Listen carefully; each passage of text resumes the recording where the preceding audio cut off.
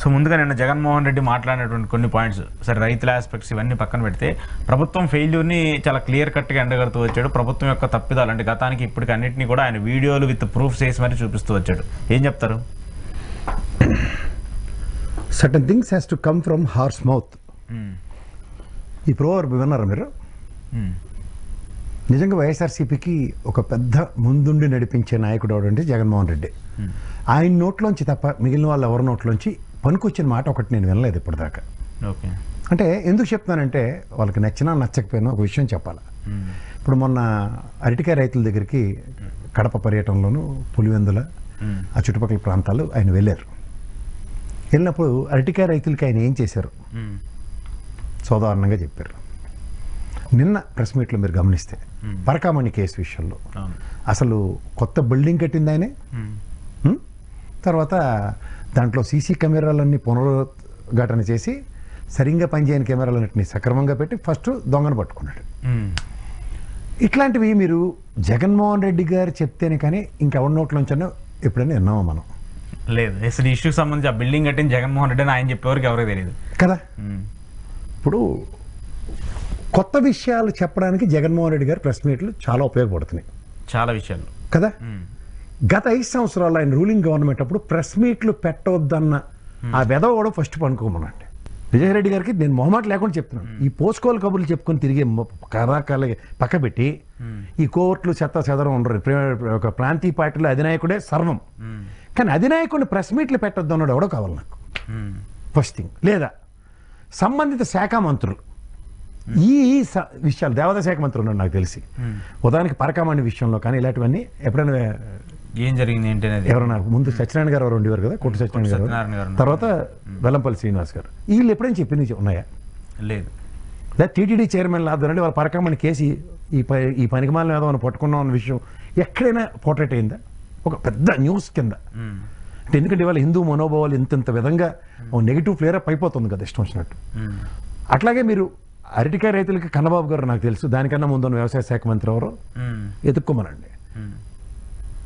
వీళ్ళు ఎప్పుడైనా సరే ఈ రోజు ఈ రైతులకి ఇది చేసామని ఎక్కడైనా ప్రత్యేక రైలు నడపడం చిన్న విషయం కాదు. రైతులకు గిట్టుబాటు ధరలో దళారులు లేని వ్యవస్థ చచ్చినట్టు ఎంఎస్పీ రేటుకి కొనే పరిస్థితి క్రియేట్ అయింది. ఎక్కడైనా వ్యవసాయ శాఖ మంత్రి చెప్పింది ఉందా? మార్క్ఫెడ్ ఓపెన్ చేసి మేము ఇలా చేసామని జగన్మోహన్ రెడ్డి గారు ఇంత అథెంటికేటివ్గా చెప్తుంది గత ప్రభుత్వంలో 5 ఏళ్ళలో ఎక్కడైనా మీరు విన్నారా? మీరు జర్నలిస్టే కదా, పేపర్లో చదివాం మనం. లేదంటే వాళ్ళు ఏదో వీళ్ళు ఎలాగోరారు, తప్పేలా ఛానల్ ఎలాగోరారు వాళ్ళ ఛానల్లో. నేను అంటుంది ఏంటంటే నిజంగా జగన్మోహన్ రెడ్డి గారు సెల్ఫ్ ఎక్స్ప్లెనేటరీ మాడ్యూల్లో వాళ్ళు బయటకు వచ్చి ఒక నెలకో 2 నెలలకో ప్రెస్ మీట్లు పెట్టి 2.5 గంటలు చెదగొట్టి సావసంపి చెవులు మూసి వెళ్తున్నారు. సూపర్, శబాష్. కానీ ఇంత మనకి 30 దాడి జరిగినప్పుడు నా దగ్గర బ్రహ్మాస్త్రం తీసుకొడతానని బయటకు రావడమే తప్ప దీనికన్నా ముందు ప్రొయాక్టివ్గా ఉన్న ఆయుధాలతో యుద్ధం ఎందుకు అవట్లేదు? బ్రహ్మాస్త్రం ఏక తెగిపోతున్నప్పుడు వాడతారు. అవును. అంటే ఇప్పుడు మీరు అనేది ఏంటి, వైసీపీ ఫెయిల్యూర్లో అంటారు. అప్పుడు జగన్మోహన్ రెడ్డి తప్పితే ఇంకెవరు పని చేసేవాళ్ళు కనపట్లేదు అంటారు. పని చేశారు అందరూ, చేసింది ఎక్స్ప్లోజ్ అవ్వట్లేదు. అదే పని చేయడం కాదు కదా. ఇప్పుడు పని చేస్తున్నారా లేదనేది పక్కన పెట్టేస్తే చేసింది చెప్పాలి కదా. ఇప్పుడు సంబంధిత అధికార గణం వాళ్ళని ఎలాగో నమ్మలేం మనం.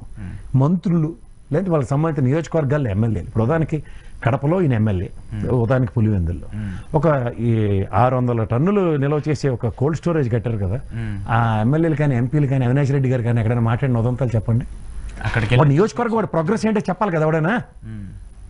మీరు సాక్షిలో అలాంటి కన్ఫైన్డ్ ప్రోగ్రామ్స్ ఎప్పుడైనా చూసారా?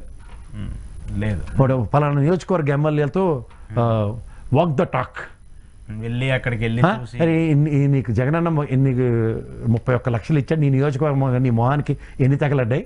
ఈ జర్నలిస్ట్ కూడా అడగాలి కదా, నీ మొహానికి ఎన్ని తగలడ్డాయి, ఎన్ని కట్టి చచ్చావు? ఇది కాక నువ్వు ఆర్బీకే సెంటర్లు నీ ఎన్ని మండలాలకు ఎన్ని పెట్టారు? నీ దగ్గర 10,000 పైచీలకు స్కూల్ని నాడు నేడులో పరివర్తన చేసి నీ స్కూల్ ఎన్ని చేసావు? ఇలా ఫింగర్ టిప్స్ మీద ప్రతి ఒక్కటి చెప్పాలి కదా. ఇలాంటివి ఏదైనా చెప్తేనే కదా పలానా. ఇంకోటి ఉదాహరణకి నువ్వు తెలుగుదేశం నిలబడొచ్చు, నేను వైఎస్ఆర్సీపీ నిలబడొచ్చు. నీకైనా 10 అడుగులు భయం పడద్దు కదా. అరే ఈయన నియోజకవర్గంలో ఇన్ని కట్టేశాడు, ఇన్ని చేశాడు, పైపచ్చు ఓ 17 మెడికల్ కదా మా జిల్లాకు వచ్చిందని, ఒక ఎంపీ కానీ నా నియోజకవర్గంకి వచ్చిందని ఎవడన్నా ఎక్కడైనా ఇంటర్వ్యూలో చెప్పి చచ్చాడు ఎవడైనా? చెప్పలేదు అట్లీస్ట్ నేను అంటుంది ఎలక్షన్ ఓడిపోవడానికి ఈ పనికిమాల కారణాలు ఎత్తుక్కొని చస్తున్నారు, మిషన్లో తొక్క తట్టుకోరని. ఎవడు తినదాడు, అరే ఇవాళ నేను చికెన్ తిన్నానంటే సాధారణంగా మనకు చిన్నప్పుడు చెప్తారు, నువ్వు ఇవాళ చికెన్ తిన్నావంటే బొక్కలు వేసుకుని బయటికి రాకూడదురా అని. కానీ ఇలాంటి రాజకీయ దౌర్భాగ్య స్థితి డ్రైవ్ అవుతున్నప్పుడు నువ్వు బొక్కలు వేసుకొని రావాలి, రే రోజు చికెన్ తిని మొగడు రాని. మా ఫ్రెండ్ ఒకటి ఉండేవాడు, రోజు నాన్ వెజ్ రా అనేవాడు. డబ్బా ఓ రోజు ఇలాగే నేను ఏట్రైడ్ అంటే ఆడు కుంతిదేవి వారసుడు. తోటకూర దాంట్లో మొక్క ఉండేది, అయితే బీరకాయ కూర దాంట్లో మొక్క ఉండేది. ఆడు చెప్పేది ఏంటి నాన్ వెజ్జే. అది తెలుగుదేశం వాళ్ళు కూటమి వాళ్ళు చెప్తున్న నాన్ వెజ్ కబుర్లు. కానీ ఎరుబాగులో రోజు పట్టిన అన్నం పెట్టాడు అందరికి, రోజు 10 రూపాయలు జేబులో వచ్చేదారు. ఎక్కడ చెప్పి తెచ్చాడు?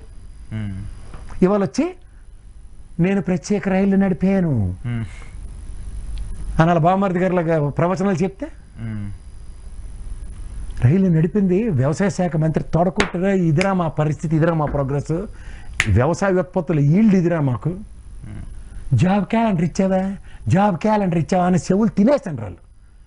1,38,000 ఉద్యోగాలు ఒక పెన్ స్ట్రోక్ తెచ్చాడు. నేను జాబ్ క్యాలెండర్లో 2,34,000 ఉద్యోగాలు ఇవ్వచ్చు, కానీ నేను జాబ్ క్యాలెండర్కి ధీటుగా 2,68,000 ఉద్యోగాలు ఈ విధంగా నేను క్రియేట్ చేసి ఇచ్చాను. పాత డిఎస్సీలో ఎగ్గొట్టిపోతే నేను వాళ్ళని రిక్రూట్ చేశాను. ఇవన్నీ నాలటోడు చెప్తున్నాడు, వాళ్ళ పార్టీలో అవడం చెప్పినాడు చూడు.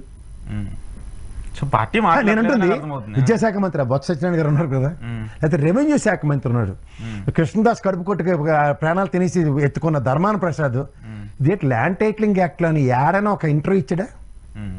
మరి ఇలాగా రామారావు గారికి పోటీ పడిపోయి మోనో యాక్షన్ స్పెషలిస్ట్ లాగా కాగితాలు కాంగ్రెస్ పార్లమెంట్లో ఉండి చదివి చచ్చిపోయాడు కదా తిరగబడిపోయి. ఏ రోజైనా అసెంబ్లీలో ఏంటి ల్యాండ్ టైటిలింగ్ యాక్ట్ మీద తమాషాలు ఆడుతున్నారా? వీళ్ళు బీజేపీ వాళ్ళు 200 కోట్లు మా నెత్తిన పెడితే అజయ్ కల్లం గారి ఆధ్వర్యంలో రోవర్లు కొన్నాం, ఇలాంటివన్నీ నేను ఆయన మొత్తుకుని మాట చెప్తున్నాను. అజయ్ కల్లం గారు మాట చెప్పాడు కదా, ఆ సంబంధిత మంత్రులు అవడం చెప్పాడా రెవెన్యూ శాఖ మంత్రి? సరే ఏటనుకుంటున్నావు, శాటిలైట్ బొగ్గన కూడా చెప్పలేదు కదా ఆయనే కదా, ఆయన బాధలు ఆయనకు ఉన్నాయి సార్. బొగ్గని యాక్సెప్ట్ చేయండి. ఎందుకు చెప్తున్నానంటే పాపం ఆయన ప్రతి 2వ మంగళవారంకి వెళ్ళి ఆ ఢిల్లీలో కోఆర్డినేట్ చేసుకుని విజయసాయి రెడ్డి ఏటి మాట్లాడాడో తెలియదు, ఈ ఇంటి నుంచి దాంట్లో నీళ్ళు వేసావు నిప్పులు వేసావు మొత్తానికి 10 పావులు తెచ్చి, నిజంగా ఆయన చేసిన పనికి సంక్షేమం అయితే సుభిక్షంగా జరిగింది. ఓకే, నేను అంటుంది ఈ సంబంధిత శాఖలు వాళ్ళ ప్రాణాలు తెగిపోతాం, పేక తీసేస్తున్నారు వాళ్ళు రోజును. డిబేట్లో అరిచి చస్తున్నారు అందరూ. నేను ఏ డిబేట్కి వెళ్ళినా రచ్చ, వాళ్ళ ముగ్గురు కలిపడిపోతారు అటు నుంచి తెలుగుదేశం. ఏటి చేయండి బీజేపీ కూడా కలిపడిపోతారు, ఏటి చేసేసాడు తెలియదు ఈ రోజు రాష్ట్రానికి. వీళ్ళు గతమాయించాలి కదా, ఏట్రా నువ్వు మాకు చేసింది జరాగరాదు అన్నాడు లేడు. అంటే మీరు చెప్పేదేంటి, వాట్ జగన్మోహన్ రెడ్డి డన్ అనేది ఇంతవరకు ఇప్పుడు వాళ్ళకు కూడా క్లారిటీ లేకుండా పోయింది, స్టిల్ ఇప్పటికి కూడా. వాళ్ళందరూ ఇప్పుడు అవునా నిజమా అని మనం కాదు వైఎస్ఆర్సీపీ వాళ్ళు అనుకుంటున్నారు. ఇదేంటిదే అరటికాయ రైతులకి ఎంత చేశారు, వ్యవసాయ శాఖకి ఏటి చేయలేదని వీడు అంటుంటే డిబేట్లో నిన్న ఏటి చెప్పలేకపోయినట్టని బాధలకి. అంటే ఇన్ఫర్మేషన్ లేదని అర్థమవుతుంది వాళ్ళకి. ఇన్ఫర్మేషన్ ఎందుకు పర్కులేట్ అవ్వట్లే చేసింది వాళ్ళ కమ్యూనిటీ. నేను అంటుంది ఇప్పుడు ఉదాహరణకి రిలే రేసులు నడుగుతాయి సార్, రేపు ఫైనల్ ఒలింపిక్ మెడల్కి, అది మనం చూస్తాం కదా, దేశాలన్నీ ఎలిమినేట్ అయిపోతాయి. లాస్ట్కి ఎవరు? ఎలక్షన్ ముందు రోజు ఒక జగన్మోహన్ రెడ్డి, లేదంటే ఒక చంద్రబాబు నాయుడు గారు, లేదంటే ఒక పవన్ కళ్యాణ్ గారు, ఒక బీజేపీ నుంచి ప్రాణాలు తెగించి ఆ రోజున్న పురంధేశ్వరమ్మ ಇಲ್ಲಿ అమెరికా తరహా ఇలా డిబేట్ పెట్టి, అధ్యక్ష ఇది నేను చేసిన నా డెమోక్రటిక్ పార్టీ చేసింది, ఇది ఇంకోటి చేసాడని అమెరికాలో చెప్పుకుంటారు చూడు. అలాంటి స్పీచ్లు ఏమన్నా మన ఆంధ్రప్రదేశ్లో కానీ డెమోక్రసీ ఆఫ్ ఇండియాలో అలా ఉండదు కదా. ఎవడు నాగరాజులు ఆడు వేసుకోవాల్సిందే కదా. ఈ పార్టీ కూడా తెలియకుండా పోనీ జగన్మోహన్ రెడ్డి అంటే పాలిటిక్స్ నేను చేయట్లేదు, ట్రాన్స్పరెంట్గా నేను ప్రజలకు ఏదో సేవ చేద్దాం, నేను ప్రజాస్వామ్యంలో నన్ను గెలిపించినందుకు వాళ్ళకి రుణం తీర్చుకుందాం అని వచ్చాడు.